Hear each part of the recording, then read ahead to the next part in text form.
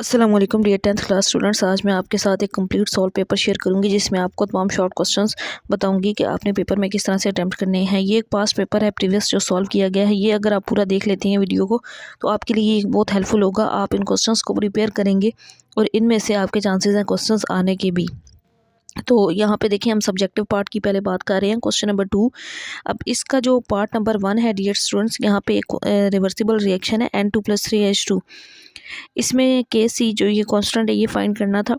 तो फॉरवर्ड और reverse reaction वाले मेथड्स इसको सिंप्लीफाई करके, ये पहला केमिस्ट्री का जो पहले चैप्टर का लॉन्ग भी इंपॉर्टेंट है और ये शॉर्ट के लिए भी बहुत इंपॉर्टेंट है। इसके बाद नेक्स्ट देखें, इरिवर्सिबल रिएक्शन की डेफिनेशन आपने करनी है। फिर इसकी करैक्टरिस्टिक्स पूछी गई थी। तीसरा क्वेश्चन डायनामिक इक्विलिब्रियम से रिलेटेड है, इसकी डेफिनेशन। और फिर इसके बाद equilibrium in attainable from either way, ये आपने करना है। सॉरी आइदर वे यहाँ पे है। और फिर नॉर्मल साल्ट को बयान करना है। बेसिक साल्ट और नॉर्मल साल्ट इन दोनों में डिफरेंस पूछा गया था, वो आपने बताना है। प्रिपरेशन ऑफ एसिडिक साल्ट्स, तो यहाँ पे ना इससे आइडिया ये होता है कि आपको ना एक पेपर पैटर्न भी मिल जाता है कि आपको पेपर किस तरह से अटैम्प्ट करना चाहिए, क्वेश्चन नंबर किस तरह से लिखने चाहिए, आंसर कितना होना चाहिए, क्या चीज़ पूछी गई है और आपको क्या जवाब देना चाहिए। कॉन्जुगेट एसिड और बेस में फ़र्क पूछा गया है, तो एक एग्जाम्पल के साथ इसको बड़े अच्छे वे में बयान किया गया। Pure water is not a strong electrolyte. अब इस क्वेश्चन का भी आंसर आपके सामने है। pOH ऑफ 0.004 मीटर HNO3, इसकी आपने pH फाइंड करनी थी, तो ये इसकी pH भी फाइंड की गई। Formation of call next question था।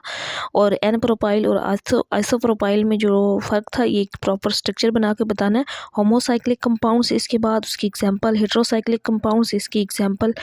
और इसके बाद होमोलोगस सीरीज़ क्या होती है। Organic compounds are poor conductor of electricity, इसका आंसर है। क्वेश्चन 4 यहाँ पे स्टार्ट हो गया है। एक चीज़ याद रखें कि अब क्वेश्चन 4 है, ऊपर वाले में आपने क्वेश्चन 3 में जो थे वो 8 पार्ट किए, 2 में भी 8 पार्ट।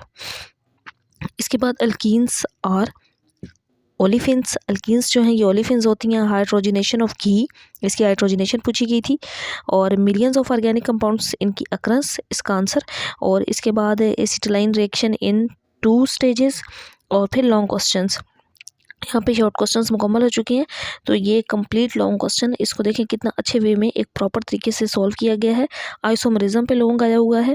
इसके बाद ये जो एग्जांपल्स इसमें बड़े अच्छे वे में बयान की गई हैं। बी पार्ट आप देखें, इसका करैक्टरिस्टिक्स ऑफ डायनामिक इक्विलिब्रियम, इस तरह से इसको लिखना है। लेविस एसिड एंड बेस, तो ये ना बड़े इंपॉर्टेंट लॉन्ग क्वेश्चन है जो आपके सामने है, आप इनको अच्छे से प्रिपेयर भी कर सकते हैं। यहाँ पे शॉर्ट क्वेश्चंस भी मैंने कंप्लीट आपको दिखाए हैं, चाहे तो इसका स्क्रीनशॉट ले लें। ये कंप्लीट पेपर पैटर्न है कि आपने अपने पेपर को किस तरीके से हल करना है। इस तरह के मज़ीद इन्फॉर्मेटिव लेक्चर्स भी आपको मिलते रहेंगे। चैनल को सब्सक्राइब और वीडियो